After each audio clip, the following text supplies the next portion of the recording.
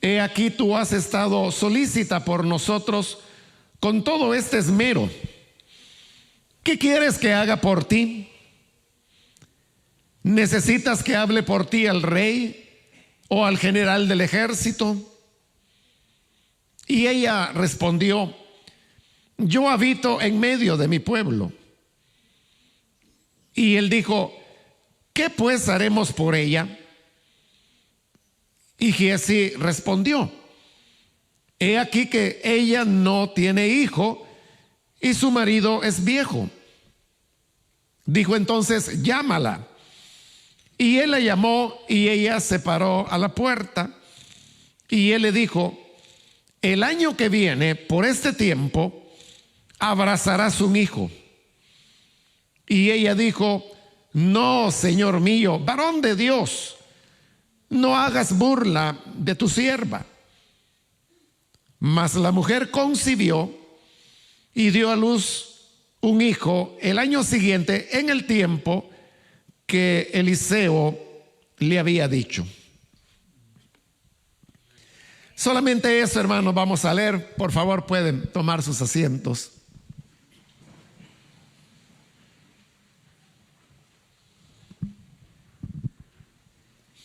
Hermanos, acabamos de leer este relato que nos transporta a la época cuando Eliseo era profeta en medio de Israel, y siguiendo una iniciativa que su antecesor Elías había tenido, Eliseo continuó con lo que se llamaron las escuelas de profetas o las comunidades de profetas, dependiendo cuál sea la traducción de la Biblia que uno tome. También la Reina Valera le llama los hijos de los profetas. Pero estas eran pequeñas comunidades donde jóvenes, sobre todo, convivían, y en este caso era Eliseo quien les instruía para que ellos pudieran ser parte del cuerpo profético que había dentro del país. Estas enseñanzas tenían que ver con el ejercicio del ministerio de profeta. Entonces esto obligaba a Eliseo a tener que caminar de un punto a otro del país, porque estas comunidades de profetas estaban ubicadas en diferentes ciudades. Pues sucedía que en estos viajes que Eliseo hacía, él pasaba con cierta frecuencia por una región, una provincia que se llamaba Sunem. Y en esta provincia vivía una señora que vivía con su esposo, y ella observaba cómo Eliseo con cierta frecuencia pasaba en una dirección o venía de regreso. Entonces le llamó la atención. Ella sabía que era un viajero, que era un forastero. Entonces un día se le ocurrió invitarlo a comer. Eliseo primero no quiso, no aceptó, pero dice la escritura que ella insistía, la señora insistía en que él se quedara a comer. De manera que ante tanta insistencia, entonces Eliseo junto con su criado Giezi se quedaron a comer un día en la casa. Pero como siempre pasaban por esa ruta, la señora siempre los invitaba, y entonces él fue accediendo y accediendo, de manera que se hizo ya una costumbre que cuando él pasaba por Sunem se quedaba a comer en casa de esta señora. La Biblia no dice cómo se llamaba ella, pero como ella era de la región de Sunem, entonces se le llama la sunamita, porque era el nombre con el que trataban a las personas que vivían en esta provincia. Entonces cada vez que Eliseo llegaba a comer a casa de la señora, ella lo observaba, y observándolo ella comenzó a notar que en Eliseo había algo diferente, algo especial. Y ella llegó a una conclusión certera. Ella dijo: yo veo que en este hombre no es como cualquier otro, hay algo diferente en él. Y un día platicando con su esposo le dijo: mira, este hombre que siempre viene a comer a casa, yo creo que él es un varón de Dios. Creo que él es un hombre de Dios.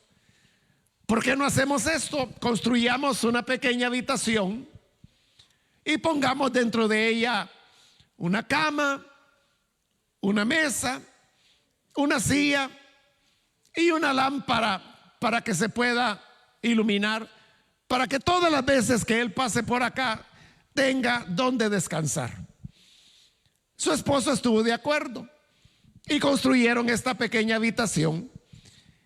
El mobiliario era muy sencillo, era solamente la cama, la mesa, la silla y una lámpara.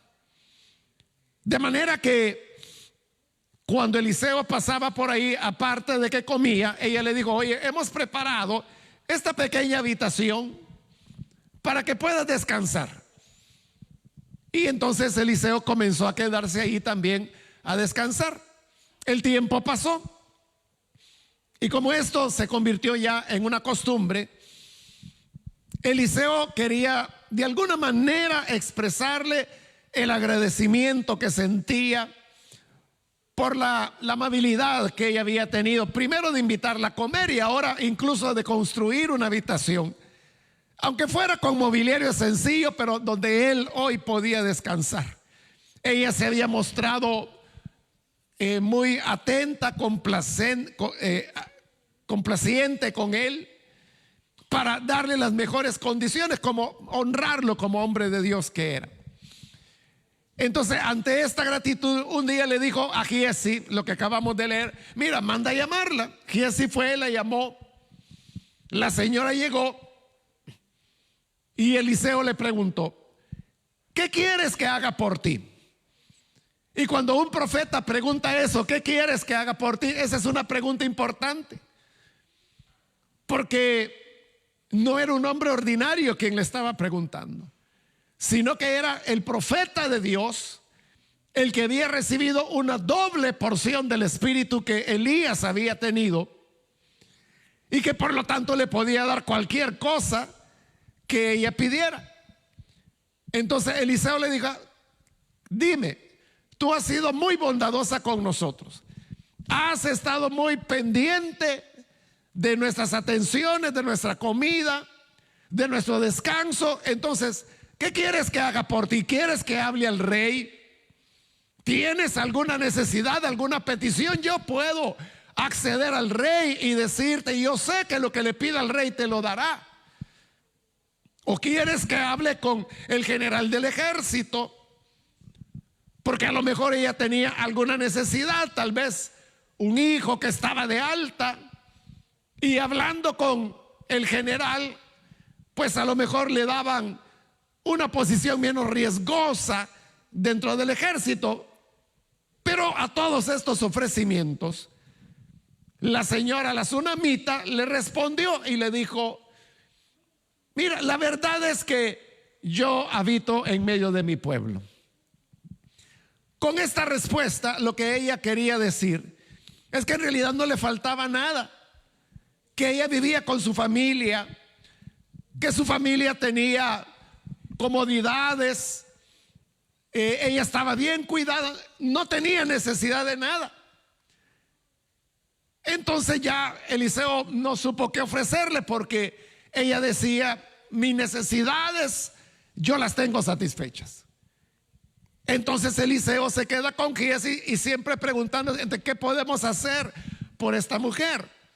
No necesita que hable al rey por ella, no necesita que hable al general del ejército por ella. Entonces, ¿qué le podremos dar? Pero Giesi entonces le dijo: mira, yo lo que he visto es que esta mujer no tiene hijo, ya era una señora, y además le dijo: su esposo ya está viejo, ellos ya no tienen posibilidades de poder tener un hijo, y tener un hijo en la época era muy importante, porque era el poder tener un hijo el que le daba valor social a la mujer en la época, y también era considerado una bendición de Dios. Los hijos eran considerados parte de la promesa de Dios, de manera que cuando había una mujer estéril o que no podía tener hijo, como era en el caso de la tsunamita, esto traía un estigma social. Y algunas veces también la gente mal pensada, no habían algunos que decían, ellos algo han de haber hecho, algún pecado han cometido y por eso Dios los ha castigado que no pueden tener un hijo. Cuando Eliseo escuchó de que ella no tenía hijo y que su esposo, el esposo de ella, ya era viejo y probablemente no iba a poder engendrar a un hijo, la mandó a llamar de nuevo. Y cuando ella llega, le dice Eliseo, mira, de aquí a un año, por este tiempo, tú estarás abrazando un hijo. La tsunamita se sorprendió y le dijo, pero hombre de Dios, usted que es profeta, por favor, no se burle de mí. ¿Cómo va a creer que a estas alturas de la vida yo voy a tener un hijo? Pero el siguiente versículo nos dice que un año después, tal como Eliseo lo había dicho, en el tiempo que él lo había indicado, ella, concibió, tuvo su periodo de embarazo, el bebé nació y ahora estaba abrazando un hijo, lo estaba cargando en brazos tal como Eliseo se lo había dicho. En este relato, hermanos, lo que podemos encontrar es la diferencia que hay entre aquellas cosas que nosotros humanamente podemos conseguir y aquellas otras cosas donde solamente la intervención de Dios puede hacerlo. Como la mujer respondió, yo vivo entre mi pueblo, yo tengo mi familia, ellos cuidan de mí, no tengo nada que pedirle al rey, no tengo nada que pedirle al general del ejército. Si a nosotros nos dieran la opción de poder formular una petición al rey o al primer ministro, a un presidente, probablemente todos tendríamos algo que solicitar, ya sea para nosotros o para alguien a quien conocemos. Pero en el caso de ella dijo, pues no, mi familia cuida de mí, no necesito nada. Porque estas son las cosas que el ser humano puede resolver. A veces con una amistad, con una ayuda, con alguien que diga una palabra por nosotros, con alguien que nos recomiende con una persona, con alguien que nos oriente con relación a algún trámite, salimos adelante. Y Dios en su gracia coloca personas que de una forma u otra nos van ayudando, y esta es la manera como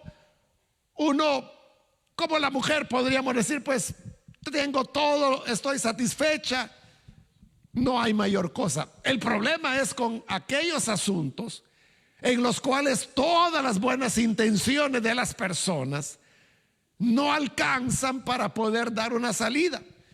Y eso era justamente lo que ocurría con la mujer en el tema que ella no había podido tener un hijo. Nosotros sabemos que la capacidad de una mujer para concebir, para ser madre, ese es un don que Dios otorga. Sabemos que hay una participación humana en el hecho de engendrar a un nuevo ser, pero es Dios el que determina cuándo esta mujer concibe, cuándo no.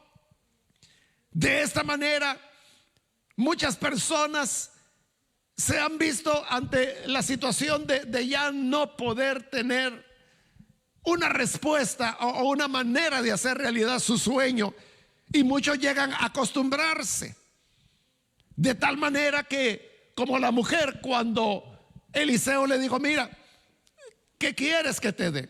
Yo quiero darte algo, yo quiero compensarte en algo, todos los bienes que tú haces. ¿Qué es lo que deseas? Ella ni mencionó el tema de que no era madre Y no lo mencionó porque los años habían pasado, ellos habían envejecido, ya ellos habían perdido la esperanza. Porque cuando nosotros estamos bajo una condición que dura años, a veces décadas, parecido a aquel hombre paralítico del estanque de Betesda, a quien el Señor encontró, que llevaba ya más de 30 años en ese lugar esperando que las aguas se removieran para poder entrar en ellas y ser sanado. El Señor vio la necesidad de él, vio que era paralítico, y era evidente de que si él estaba ahí en el estanque de Betesda es porque quería ser sanado. Sin embargo, lo primero que el Señor le preguntó fue: ¿quieres ser sano?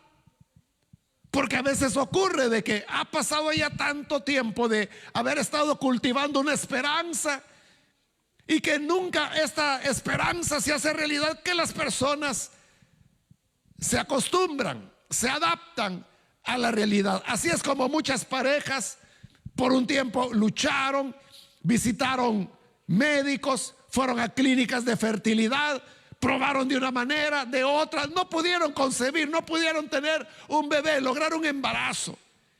Entonces hay un momento cuando la pareja se acostumbra y dice: bueno, aunque sea un par de perros tengamos. Entonces se consuelan con las mascotas porque se están adaptando a la idea de que no van a poder tener un embarazo nunca. Por eso es que la mujer, ya acostumbrada al hecho de que ella probablemente era estéril, no lo dice la palabra, pero habiendo estado casada tantos años y no habiendo tenido un embarazo, o ella o él eran estériles, la cosa es que no había habido posibilidades de tener un hijo. Pero esto ya ella lo había naturalizado, y por esta causa ahora les está diciendo, no lo mencionó. Ella dijo: no, lo tengo todo, yo estoy bien, mi familia cuida de mí. Pero este asunto de poder tener un hijo es algo que el humano no lo puede resolver. La ciencia ha logrado desarrollar ciertos medicamentos, ciertos procedimientos que hacen posible en algunos casos que una pareja pueda lograr un embarazo. Pero hay situaciones en las cuales esto es totalmente imposible. Es solo un milagro del Señor lo que lo puede hacer.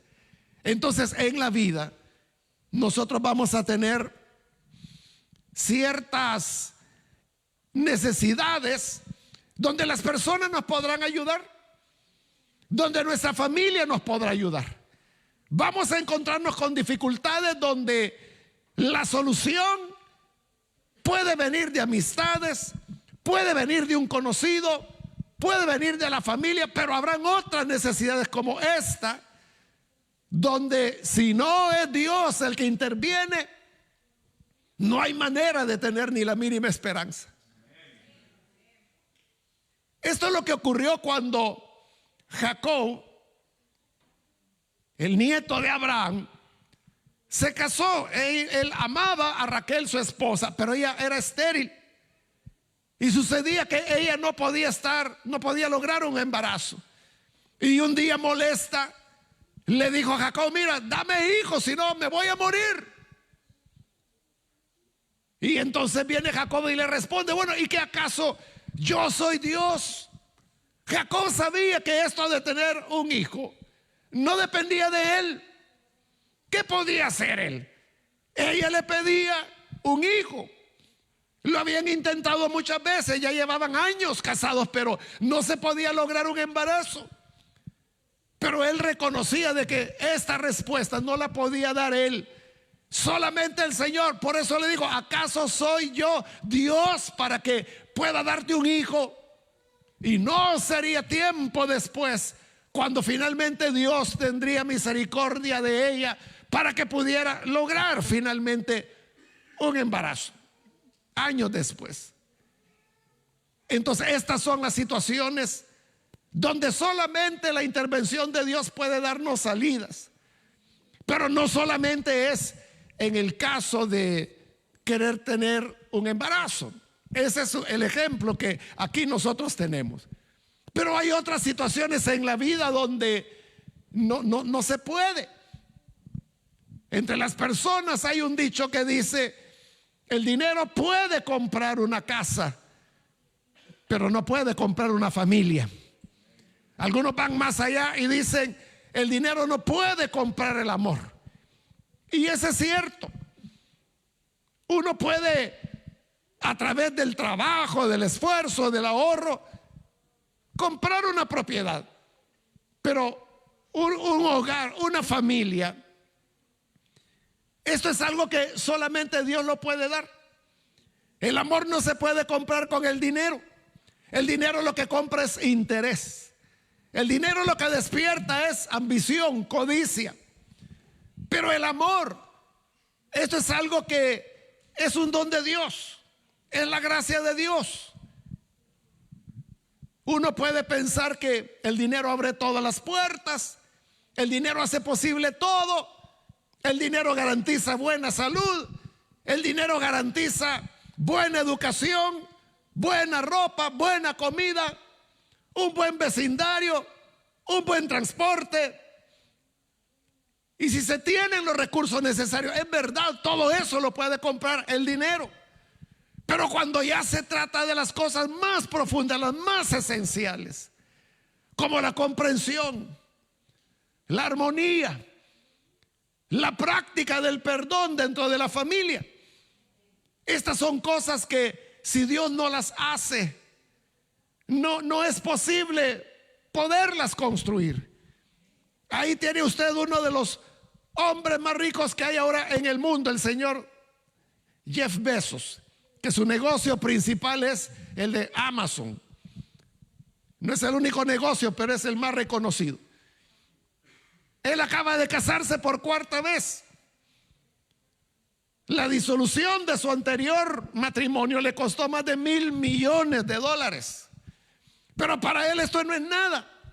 Para él eso no es nada más que una pequeña cosquilla para las riquezas que tiene y que él puede generar. Pero vemos en el ejemplo que no puede encontrar la felicidad, no puede encontrar el amor. Ya va con el cuarto matrimonio y quién sabe cuántos más podrá tener. Pero esa es una demostración de que el amor no compra la felicidad. El amor únicamente compra lo que tiene precio, lo que está en venta. Pero el amor solo Dios lo puede dar. Y por eso es que un hogar, la comprensión, la armonía dentro de él, es una bendición de Dios. Si Dios la da, se tiene. Si Dios no la da, no se tiene. También hay otro tipo de valores que son internos. Jesús dijo, ya despidiéndose de sus discípulos: mi paz les dejo, yo no doy la paz como el mundo la da.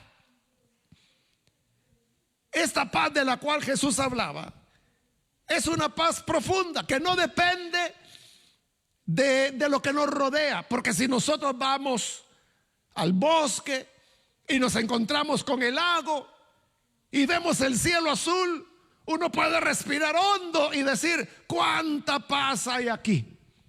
Pero es una paz que depende del ambiente, del paisaje, del lago, del bosque, de los árboles. Pero tenemos que regresar a la ciudad. Entonces, ¿dónde queda esa paz?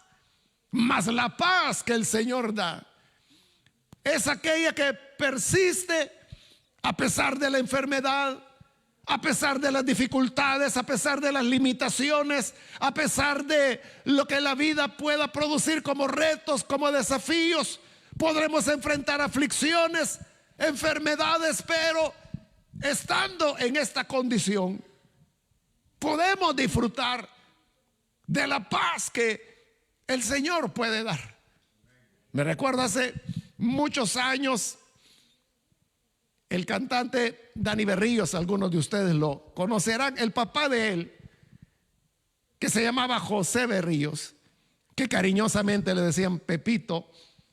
Él ya era un hombre adulto, avanzado en edad, y él contaba en una ocasión que estaba reparando algo en el techo de su casa, se deslizó y cayó sobre el piso, y los vecinos se enteraron. Y los vecinos salieron corriendo porque escucharon el golpe para ver cómo se encontraba él. Y cuando llegaron donde estaba, él estaba tirado de espaldas. Él tuvo varias fracturas en esa ocasión. Pero cuando ellos llegaron, lo encontraron que él estaba cantando alabanzas al Señor. Estaba cantando. ¿A quién se le ocurre, hermano, después de tener un golpe como ese, ponerse a cantar alabanzas al Señor? Bueno, solo se le ocurre a aquel que tiene la paz del Señor y que no importan las circunstancias. Porque ante un golpe así, una persona puede preocuparse y puede revisarse y decir, bueno, estaré fracturado, estaré sangrando. Pero no, él en lo que pensó fue en alabar, en cantar al Señor. Y cuando sus vecinos llegaron, se impresionaron de que él estaba cantando alabanzas. Ese fue un testimonio tremendo para sus vecinos. Esa es la paz del Señor. Es aquella que no depende de las circunstancias, de lo que tenemos. Como Pablo, él podía decir que había momentos en su vida cuando él tenía abundancia, como en ese caso en la carta a los Filipenses, que los hermanos le habían enviado su ayuda, una ayuda para su sostenimiento que hacía ratos no se le enviaban, no por falta de voluntad como él lo dice, sino porque no ubicaban a Pablo. Pablo había estado preso, no había manera de enviarle la ayuda, entonces se la habían guardado y ahora todo eso se lo habían enviado de una vez. Y hoy Pablo decía, estoy lleno, estoy saciado, lo tengo todo, he recibido todo lo que enviaron. Era un momento de abundancia, pero él les dice, hermanos, yo he aprendido a vivir en abundancia y en escasez. He aprendido a estar satisfecho y a tener hambre. Y él decía, por todo y en todo estoy enseñado. Pero para Pablo eso no marcaba la diferencia de la paz que podía experimentar o del llamado al ministerio que Dios le había dado. Él continuaba sembrando la palabra, cumpliendo con la tarea que el Señor le había entregado. Y si había abundancia, seguía adelante. Si había escasez, seguía adelante. Si estaba satisfecho, seguía adelante. Si tenía hambre, seguía adelante. Eso era secundario. Estas son las necesidades y las cosas que solamente Dios puede dar. Solo Dios es el que nos puede hacer cantar en la prisión, como fue el caso de Pablo y Silas, o hacernos cantar después de estar recibiendo un golpe y una fractura, como en el caso del hermano Pepito Berríos que acabo de referirle. Es, hermanos, algo que depende solo de Dios, que ahí puede ser el mejor psicólogo, puede ser el mejor terapista, puede ser la abuela que siempre ha sido tan cariñosa, tan acogedora, que desde niños nos animó, nos alentó. Pueden hacer el mejor de su esfuerzo, pero hay una paz que solamente el Señor puede dar. Hoy vivimos en una época, sobre todo después de la pandemia, es un hecho demostrado, de que hoy es cuando las personas experimentan más ansiedad, más condiciones de depresión. La ansiedad se ha convertido, bueno, siempre fue un problema, pero hoy es un problema mayor. Hay personas que ni siquiera saben que están experimentando la ansiedad, porque las crisis de ansiedad se manifiestan cuando la persona tiene palpitaciones en el corazón, puede sentir rigidez en sus músculos, sobre todo de los brazos, de las piernas, mareo, dolor de cabeza, siente que se va a desmayar, se siente desesperado, quiere salir de un lugar o quiere entrar a otro, no logra controlarse. Y luego todo pasa y desaparece, va donde el médico le examina y le dice, no, si usted está bien, no tiene nada. Más se preocupa la gente, porque sentirían alivio si le dijeran, mire, usted tiene un problema en el corazón. Normalmente la gente lo asocia con el corazón. Quizás me va a dar un infarto, quizás me estoy muriendo, quizás tengo una arritmia. Y se sentirían bien si el médico le dijera, tiene arritmia, pero tome este medicamento por la mañana y con eso usted va a estar tranquilo. Se sentirán cantar. Pero cuando el médico le dice, no, si no tiene nada, pero si yo siento que me estoy muriendo, pero no tiene nada. Y es verdad, fisiológicamente no tiene nada. No es que el médico esté dando un mal diagnóstico, está dando un diagnóstico correcto, porque fisiológicamente usted está bien. Su problema no es fisiológico, su problema es de la mente. Y no estoy diciendo de que algo esté mal en usted, son crisis de ansiedad. Y esto mucha gente lo calla, no lo cuenta, porque entonces piensa que los demás creerán que está loco o que está loca. Porque, ¿y qué es lo que siente? Pues yo lo que siento es una desesperación. Empiezo a sudar, me dan ganas de gritar, me dan ganas de salir corriendo. O algunos dicen, siento que me voy a morir, siento que ya no aguanto. Pero uno ve que la persona está ahí, que está serena, que no tiene nada. Va al médico, está bien. Va donde otro médico por una segunda opinión. Usted está bien, le dice. Entonces, ¿quién entiende eso? Solo la persona que lo está viviendo. Y muchas veces por eso no lo dicen, no lo cuentan. Y como no lo cuentan, aquel que lo experimenta piensa que solo él lo está viviendo, cuando hay otras personas que lo están viviendo. Pero como nadie dice nada, entonces peor les hace sentir eso. Pero ante esa ansiedad, ante esas condiciones de estrés extremo que las personas viven, ahí es donde la gracia de Dios puede traer una diferencia. La gracia de Dios es la que puede traer la paz que Él prometió. Esa promesa de Jesús: mi paz les dejo, mi paz les doy. No hay otra manera como podamos obtenerlo. Hay gente que se pone a practicar yoga. Hay gente que el médico le dice, mire, váyase de vacaciones unas 3 semanas. La gente se va de vacaciones, regresa, y a la semana está de nuevo en la misma situación. Estas son aquellas cosas en las cuales solamente Dios puede actuar, solamente Dios puede darnos la salida. Las otras cosas pueden ser solucionadas, como la mujer dijo, no, yo no necesito nada. ¿Quieres que le pida algo al rey en tu nombre? No le pidan nada, yo tengo todo. ¿Quieres que le pida algo al general del ejército? No. Bueno, él era profeta, y el profeta preguntaba, ¿qué quieres? Pues nada, yo lo tengo todo, gracias. Pero habían cosas que solo Dios podía dar. Y esas cosas que solo Dios puede dar, solo las podremos encontrar cuando vamos a Él. Y hay una cuestión, sobre todos los ejemplos que he estado poniendo, más definitiva.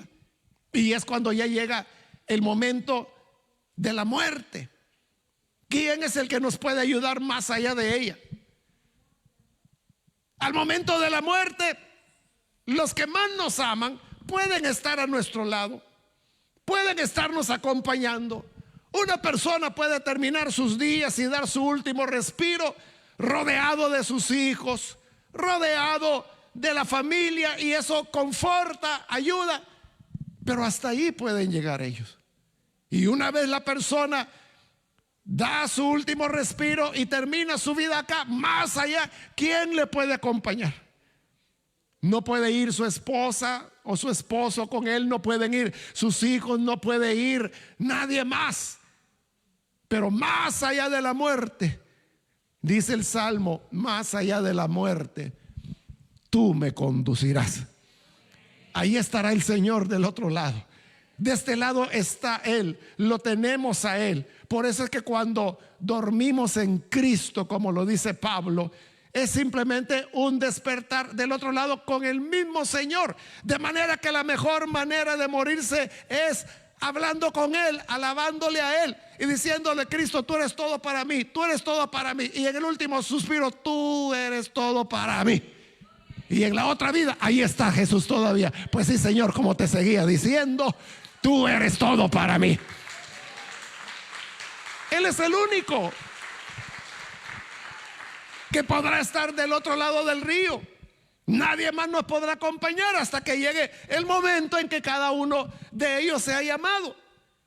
Pero ante estas situaciones, cuando tengamos que comparecer ante el juicio de Dios, cuando tengamos que ir ante el tribunal de Cristo, donde han de ser juzgadas nuestras obras, y como el Señor Jesús lo dijo, que hasta de las palabras que salieron de nuestra boca tendremos que dar cuentas. Ahí no estará mamá con nosotros, ahí no estará papá, ahí no estará el abuelo, no estará la abuela. Estaremos solos Y ahí, ¿quién podrá ayudarnos? No nos va a poder ayudar el rey, no nos podrá ayudar el general, no nos podrá ayudar el primer ministro, el médico de la familia tampoco nos podrá ayudar. El psicólogo que nos dio apoyo en terapia no podrá ayudarnos ahí. Ahí es una cuestión donde solo Dios puede. Entonces la pregunta que nosotros debemos hacernos es: ¿tenemos esa confianza? ¿Tenemos esa garantía de ayuda que va más allá de las posibilidades humanas? Gracias a Dios por las amistades, gracias a Dios por las personas que conocemos, que de algo podrán servir en la vida, y de hecho de algo nos sirven. Alguna ayuda, alguna orientación, alguna recomendación lo hacen. Pero para las cosas esenciales, para lo verdaderamente determinante y para lo que tiene y atañe a la eternidad, ahí solamente Dios.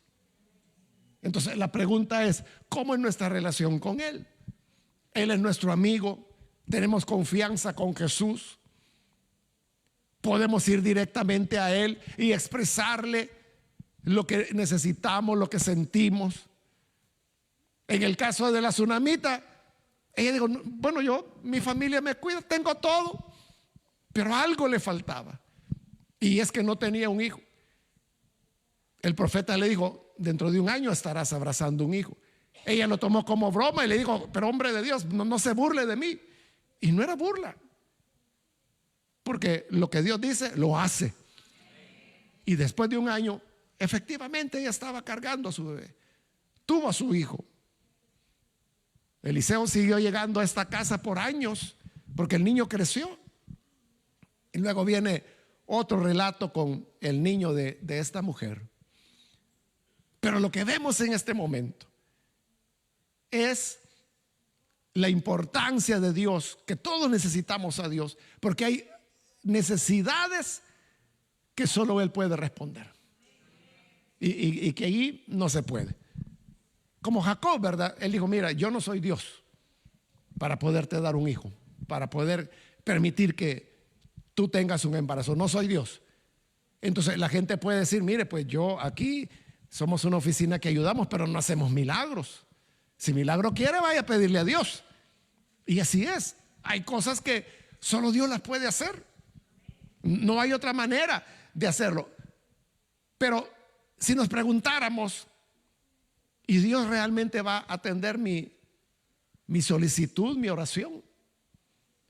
En el pasaje se ve claramente que Eliseo tenía una preocupación, porque él le dice a la señora: tú has estado muy solícita por nosotros, con todo este esmero. ¿Qué quieres que haga por ti? Lo que tenía Eliseo era gratitud. Y le decía: tú has estado tan atenta, has sido tan fina con nosotros, que yo quiero compensarte. ¿Qué quieres que haga por ti? Así es Dios. Eliseo está reflejando allí el carácter de Dios. Podrá ser, hermano, que lo que hacemos por Dios quizás sea una cosa sencilla. Para esta pareja que vivía en Sunem, no fue gran cosa construir una habitación para Eliseo. Y como dije, era una habitación sencilla, solo la cama, una mesa, una silla y una lámpara. Eso era todo. Pero eso que uno diría: bueno, era una habitación sencilla. Lo era. Pero había tal gratitud de parte del profeta que le decía: yo quiero compensar esto. Por eso es que el Señor Jesús dijo: aunque sea un vaso de agua que den a uno de mis pequeños, no van a perder su recompensa. Entonces, Dios agradece lo que hacemos por los demás. Allá en Mateo 25 tenemos el relato cuando el Señor dice: estuve enfermo, me visitaron; estuve preso, vinieron a mí; tuve hambre, me dieron de comer; tuve sed, me dieron de beber; estuve migrante y me recibieron. Pero todas estas cosas Él las agradece. Y Él dice: aunque la hicieron a uno de mis hermanos más pequeños, es decir, los más vulnerables, a mí me lo hicieron. Entonces el Señor lo ve como que a Él se lo hemos hecho, y como a Él lo hicimos, Él se siente tan agradecido que nos pregunta: ¿qué quieres que haga por ti? Dios es así. Dios es agradecido. Lo que hacemos para su obra, lo que hacemos por servirle, todo aquello, cualquier esfuerzo, cualquier elemento que nos negamos a nosotros mismos por causa de la obra, Él lo ve, porque Él está atento. Se recuerda cuando Simón el fariseo invitó al Señor a comer. Parecía bien el gesto de él, lo estaba invitando a comer, igual que la tsunamita que invitaba a comer a Eliseo.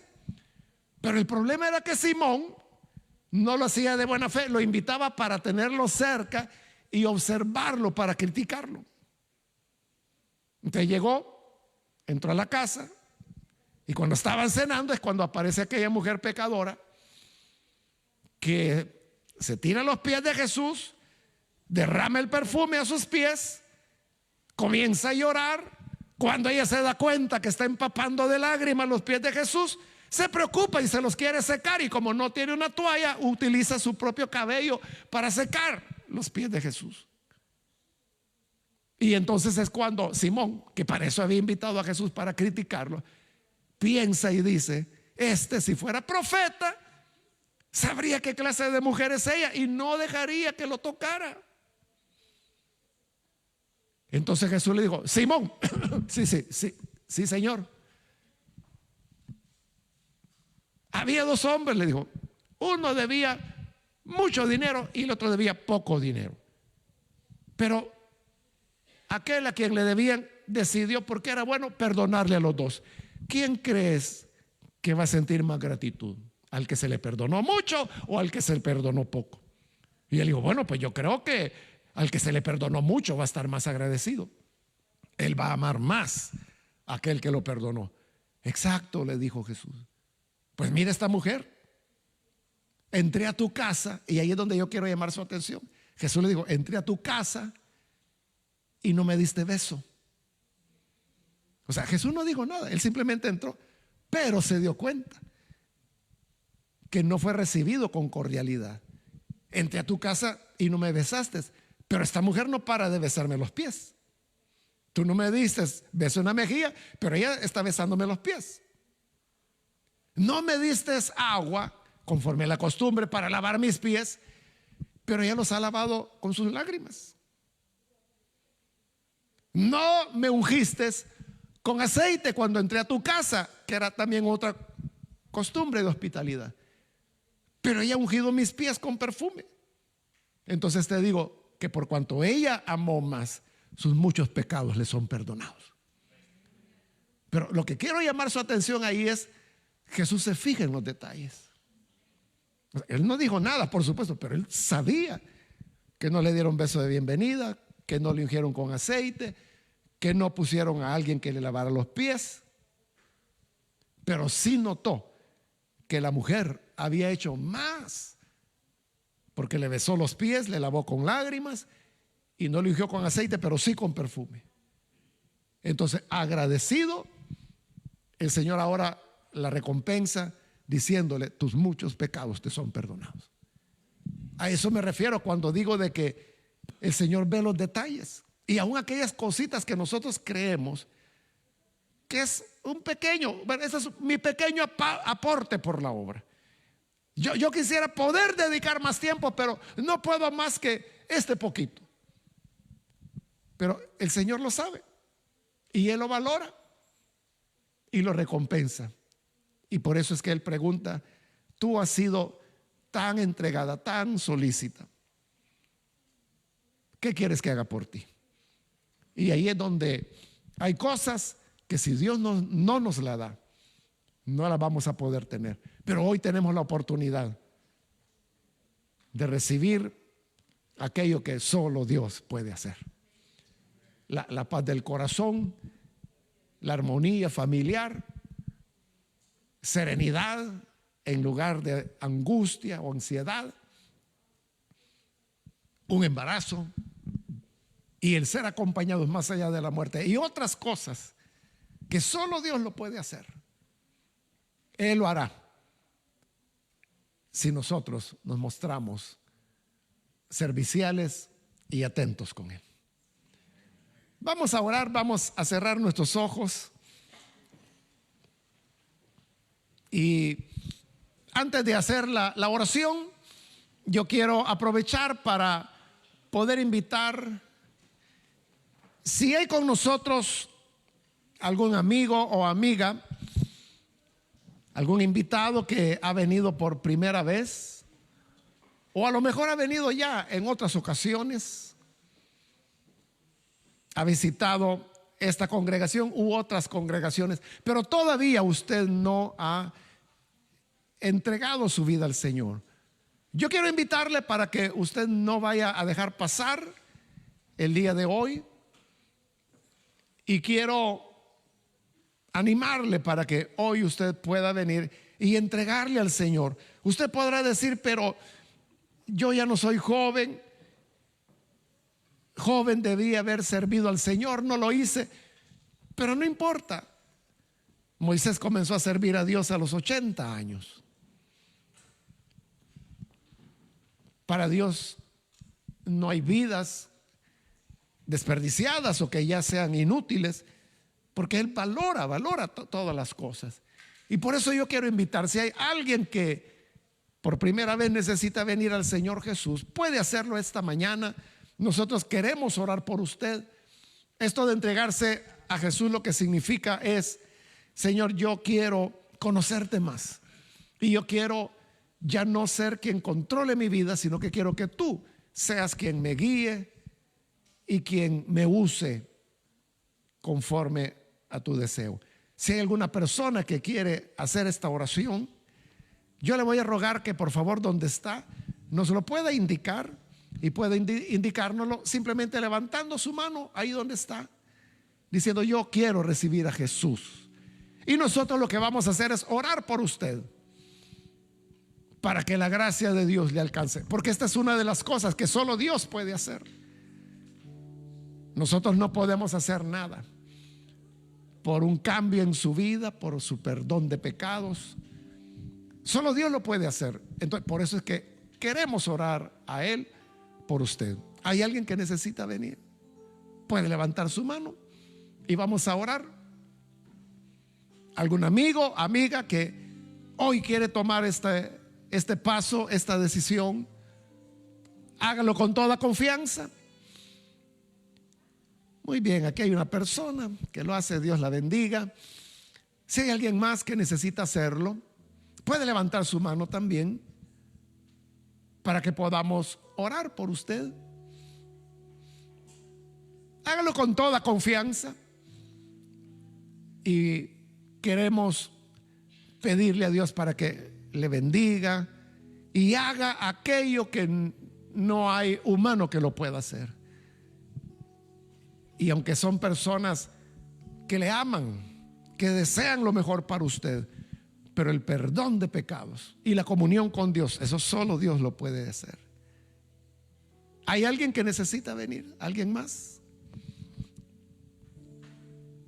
También quiero invitar, si hay alguna persona, algún hermano o hermana que se ha alejado del Señor, pero que hoy necesita reconciliarse con Él, volver a los caminos del Señor, de igual forma puede levantar su mano para que le incluyamos en esta oración. Muy bien, aquí hay otra persona en medio, que Dios le bendiga. ¿Alguien más que necesita hacerlo? ¿Puede indicárnoslo levantando su mano?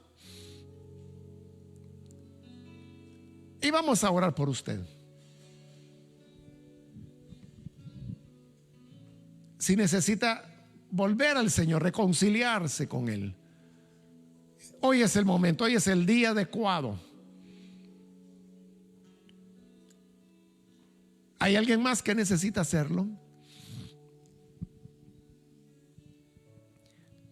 Muy bien, ahí atrás hay otra persona, Dios lo bendiga. ¿Alguien más que necesita venir? o si es primera vez que vendrá también, aún la invitación está abierta para que usted se pueda acercar.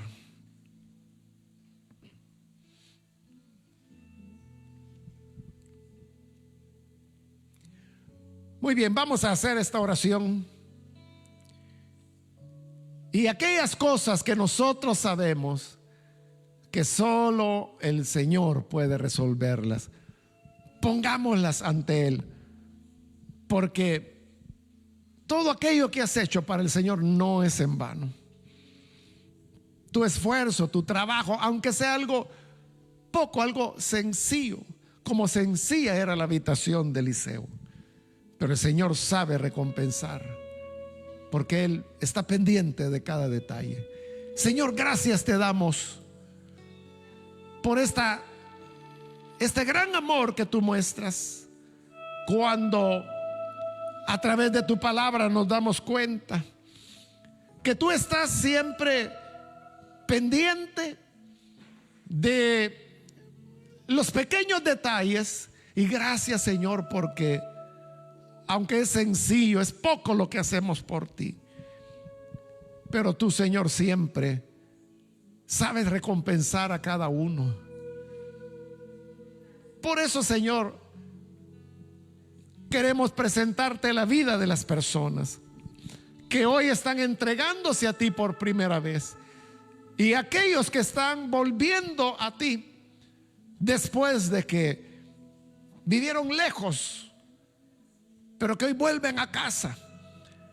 Te pido, Padre, que les bendigas, y solo tú puedes poner en ellos la fe, la paz de conciencia, que es el regalo que tú nos dejaste. Ayuda a aquellos, Señor, que viven situaciones de estrés, que tienen crisis de ansiedad, para que tu paz pueda inundarles, llenarles, de tal forma que puedan respirar confiados y alcanzar la serenidad que tú das. Bendice a cada persona con un hogar en armonía, con salud y con aquellas necesidades y peticiones que solamente tú, Señor, puedes resolver. Y que en el andar por esta vida, cuando llegue el final de nuestro tiempo, sabemos que tú estarás a la orilla del río, lo atravesarás con nosotros, y del otro lado del río seguirás conduciéndonos hasta tu santa morada. Por todo esto, Padre, te damos las gracias por Jesús nuestro Señor. Amén.